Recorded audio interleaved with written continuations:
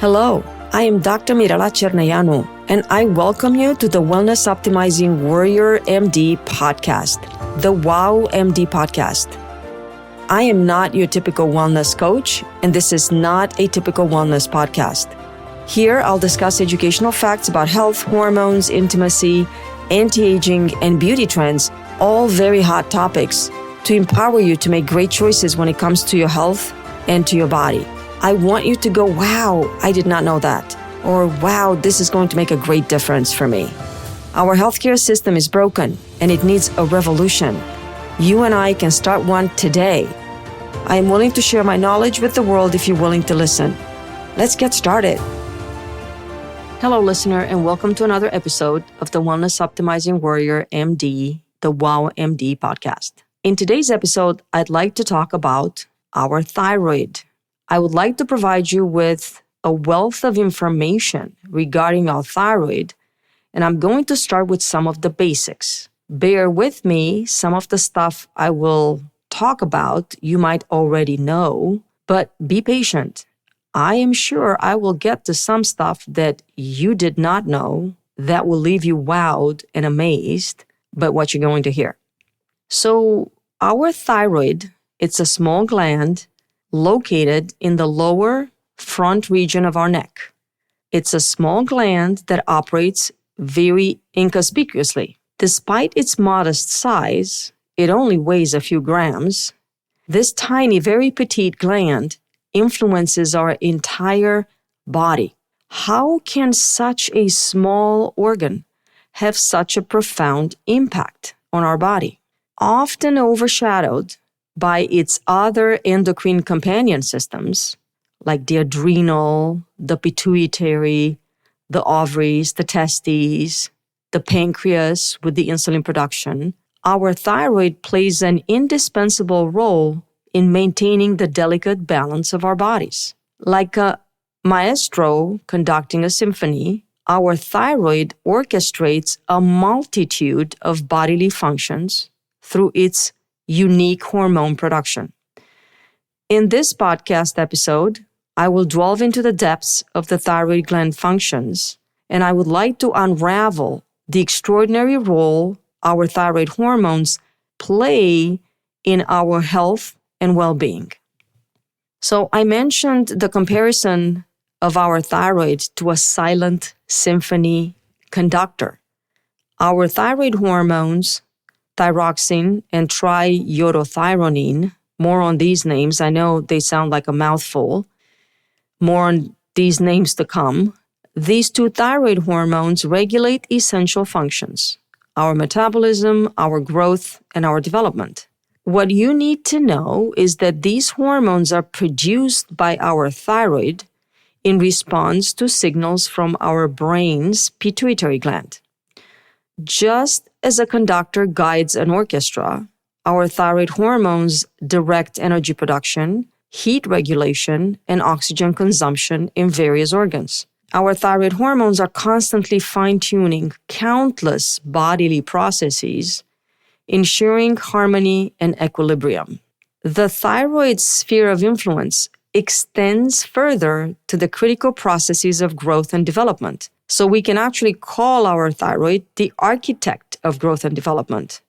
During childhood and adolescence, our thyroid hormones are instrumental in the making of proteins and development of our bones. Throughout our life, our thyroid hormones help regulate this intricate dance between cell growth and cellular death throughout our entire body. So I called the thyroid a silent symphony conductor. I called it an architect of growth and development. We can also call it our metabolic mastermind because the thyroid plays a pivotal role in our metabolic regulation.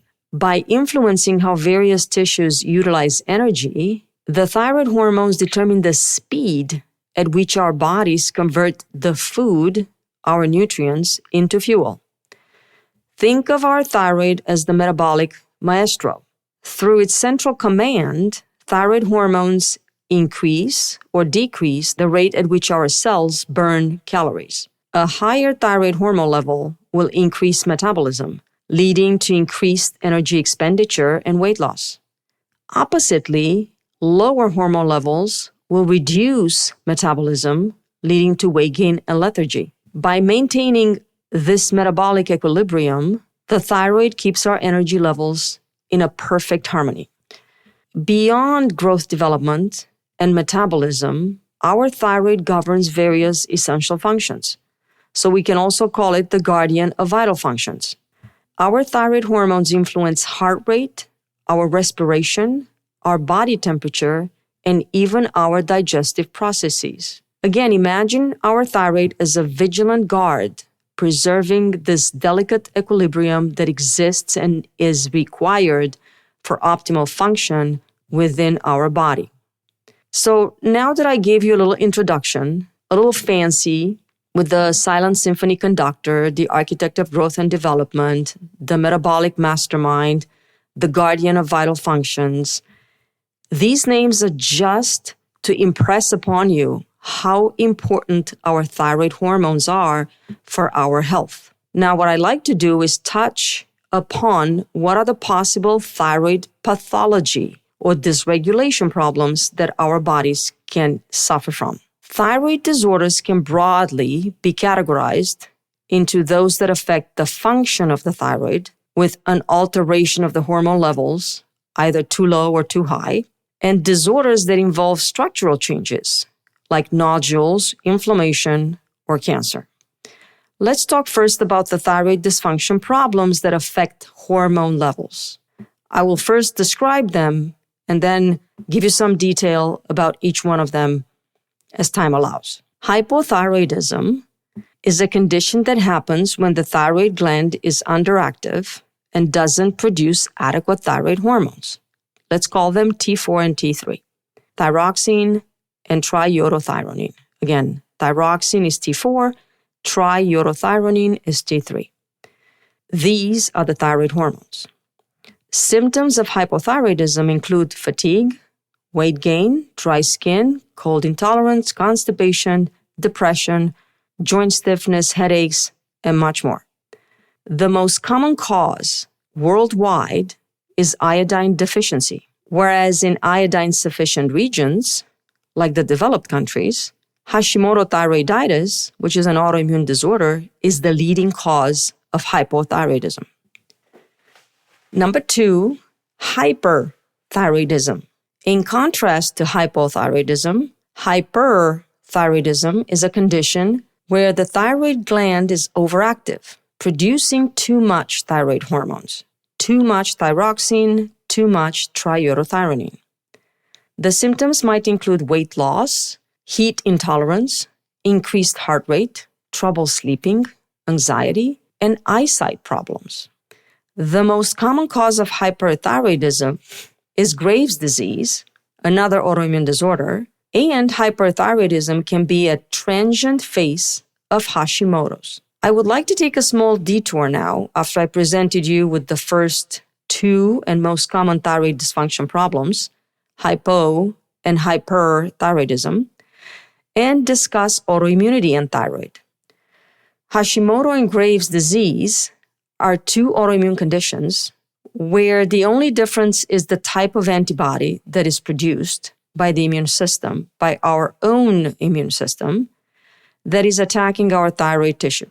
The main takeaway is that Graves' disease or Hashimoto disease are autoimmune disorders that affect our thyroid. They're not a thyroid problem. They are really an immune system health problem.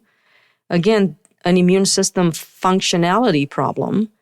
The thyroid just happens to be the organ that is being attacked by these antibodies, and the consequence is an excessive release of thyroid hormones due to the inflammation and cellular death, or a deficiency in thyroid hormone due to the fact that the inflammation caused by the antibodies is replacing functional tissue of the thyroid gland with scar tissue.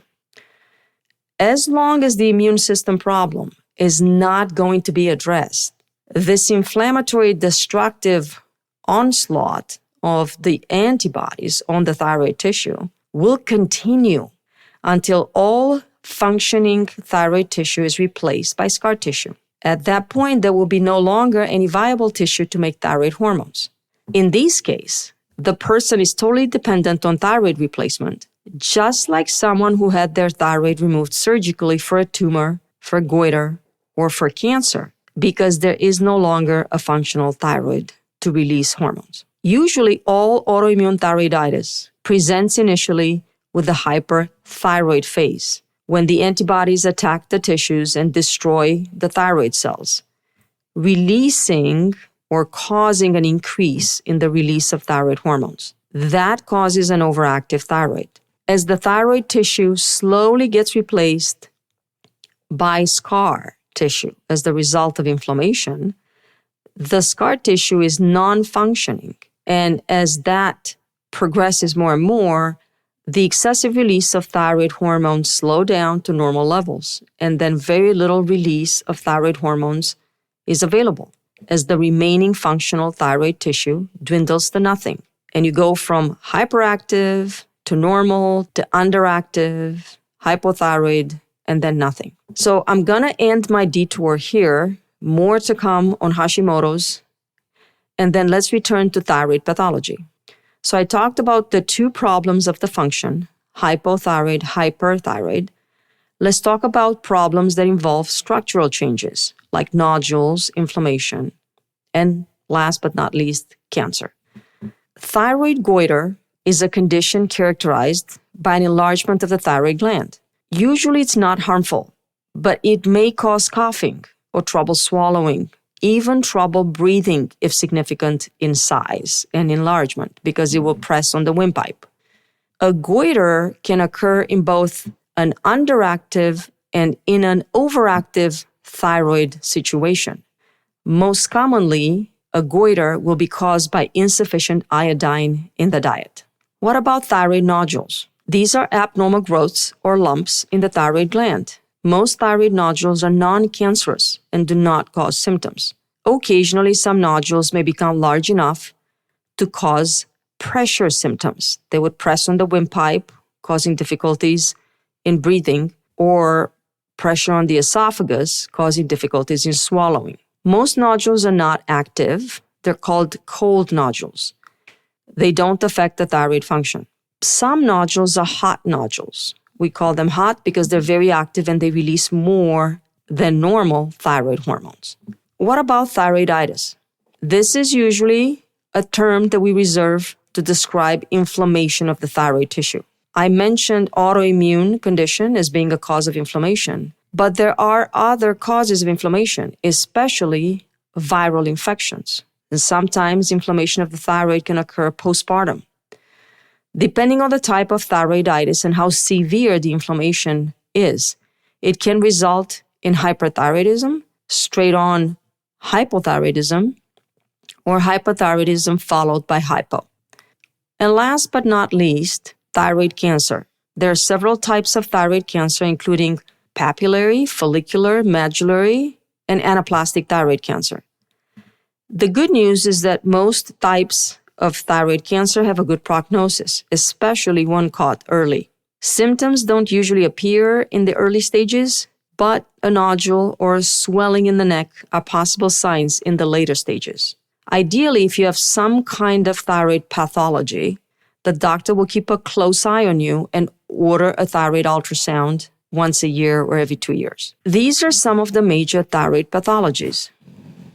So now that we reviewed some of the major thyroid pathologies, let's talk a little bit about how interpreting and managing thyroid disorders requires a nuanced understanding of the thyroid function and appropriate medical training. So always reach out to your healthcare professionals for guidance and treatment related to thyroid conditions. Not all doctors are trained the same way. Not all doctors think the same way. And I'll come back on that later and discuss more about what you need to know to make sure you guide your doctor in the right direction if he or she is not of the same inclination as you are. So what are the things that you should know about your thyroid that your doctor might not tell you, that your doctor maybe does not know? Well, the thyroid makes two thyroid hormones called T4 and T3. The most important thing you need to know about these two hormones is that T4 is an inactive hormone. T3 is the only active thyroid hormone that interacts with the cells in your body and does all the things that we talked about earlier. Metabolic regulation, growth and development, all the things we talked about. There is a huge lack of understanding and a huge lack of education on how to manage thyroid in the medical world. The large majority of doctors only treat thyroid insufficiency with T4 only and don't really bother to see if the person they are treating with T4 will actually be able to convert the T4 to T3 naturally. Let's talk a little bit about this conversion. The T4 has to be converted by the body to T3 in order to interact with the cells and initiate any kind of cellular action or any kind of effect on the body.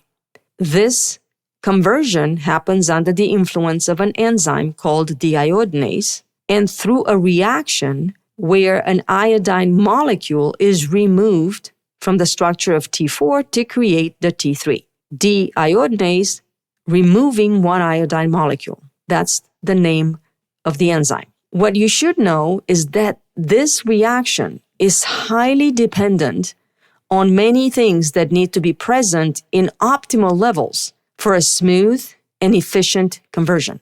Let me mention these things. Number 1, iodine. Number 2, iron. Pay attention to your ferritin levels. That's a form of iron reserves.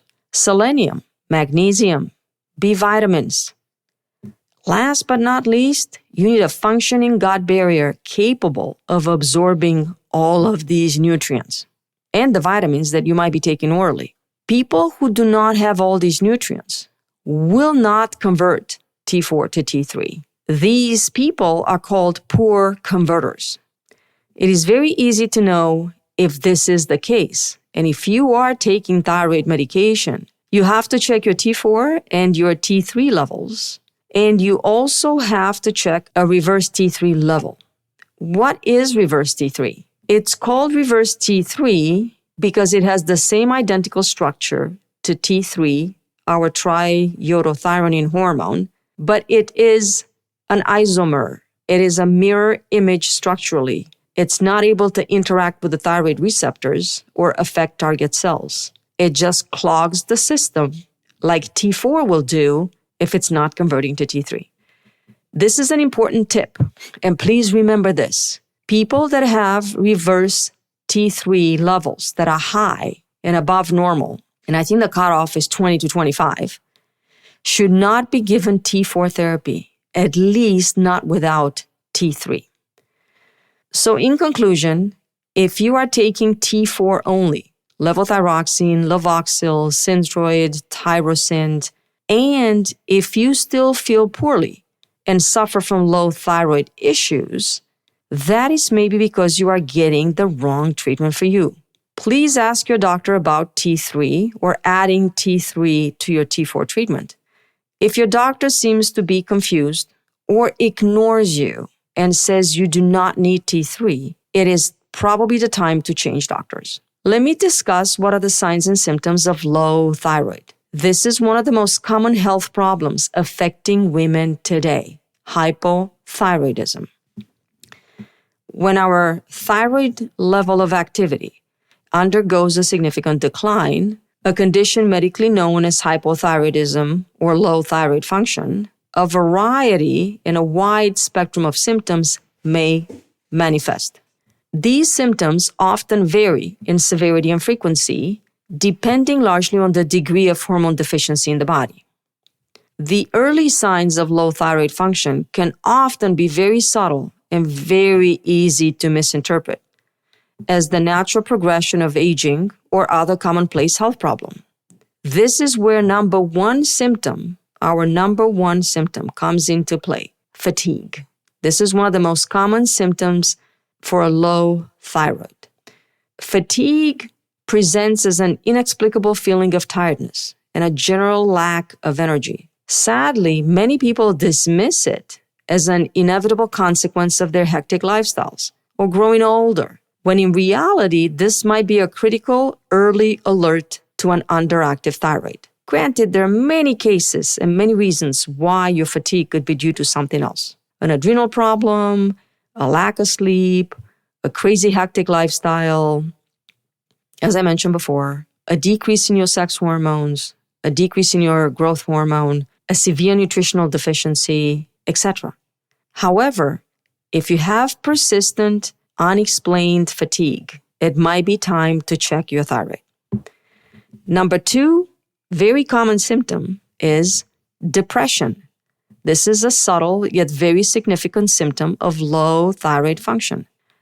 Hypothyroidism, an underactive thyroid, can negatively affect a person's mood, causing symptoms synonymous with depression. Feeling of sadness, lack of interest in activities once very enjoyable, and severe concentration difficulties, also known as foggy brain. Number 3, unexplained weight gain. This is a very common clue stemming from the decrease in metabolism caused by an underactive thyroid activity, suboptimal thyroid, hypothyroidism.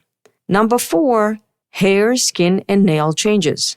Unusually dry skin, thinning hair, particularly over the eyebrows, could be very symptomatic of low thyroid function. Hypothyroidism can reduce sweat production, leading to skin dryness. Can also impact hair growth cycle, causing hair to become brittle, thin, and sparse. Number 5, crucially, this is a very crucial symptom. Hypothyroidism tends to slow down all body systems, including digestive functions. Therefore, you might notice constipation. Constipation becomes more frequent and sometimes very severe as a result of the slowed down metabolism. In cases of extended or untreated low thyroid function, more severe symptoms can pop up. Number 6, muscle and joint issues. A wide array of muscle aches, stiffness, swelling at the joints. These are signs that could potentially be misconstrued as arthritis, but in reality, it could be due to a thyroid problem, especially underactive thyroid. Number 7, impaired cognitive function, manifesting as memory problems or difficulty concentrating, again, often known as brain fog, is caused by a low thyroid. Number 8, palpitations and anxiety. A very slow heart rate can be caused by a hypoactive thyroid. Occasionally skipping a beat can cause palpitations. Number 9, menstrual irregularities in women can be indicative of hypothyroidism. Heavier, more frequent, or more painful periods, and especially problematic fertility can be symptomatic of a low thyroid, stemming from hormone imbalances that influence the menstrual cycle and reproductive health, all derived from low thyroid function and slower metabolism. Lastly, number 10, cold sensitivity is a very distinct symptom to look out for. If you hate cold and you need a jacket with you at all times, you might have a low thyroid. Individuals with low thyroid function may feel inordinately cold in mild or moderate temperatures, largely due to the body's downregulated metabolism and reduced heat production. Considering all these symptoms that we talked about, diagnosing hypothyroidism just on the basis of symptoms can be challenging because these symptoms frequently overlap with several other disorders. Moreover, with hypothyroidism, usually there's a very slow onset. So in majority of cases, the hypothyroid symptoms will also develop gradually. So they may remain unnoticed for a long time. They might be mistakenly attributed to other causes. So keep in mind, it's vital to evaluate any combination of the symptoms I talked about very vigilantly and communicate them to your doctor for a precise diagnosis through appropriate tests. To sum it up, the thyroid gland, albeit small in size, is colossal in its operational scale of ensuring the body's unhindered metabolic harmony. Acknowledging the subtle and overt signs of hypothyroidism not only enhances our overall understanding of this organ, but also emphasizes the importance of detecting and addressing thyroid imbalances, illuminating our path to a healthier life. Keep in mind, in this grand tapestry of our bodies, the thyroid plays a mesmerizing role. Through its intricate hormonal symphony, it elegantly regulates countless processes, preserving our overall well-being. More on thyroid testing and how to know if you're tested appropriately and what to ask for when tested for a thyroid problem in the future episode. I'll end here, and hopefully this small introduction to the thyroid gland, its major scope of existence, its importance, the most frequently encountered pathology, and discussing the symptoms of hypothyroidism have been useful to you to present you with an introduction into the basics of thyroid and give you an idea whether or not this is something you need to look into for yourself. I'll end here and more to follow. Thank you for listening. If you liked the information you heard and you'd like to hear more, please subscribe and follow my podcast. Should you find the content helpful to not just you, but possibly others, please share it and feel free to leave us a review. You are welcome to join the Facebook group, The Warrior Optimizing Wellness MD. I certainly hope that you've heard many things in this podcast that made you go, wow, I did not know that, or wow, I'd like to know more. So keep listening and I'll keep talking.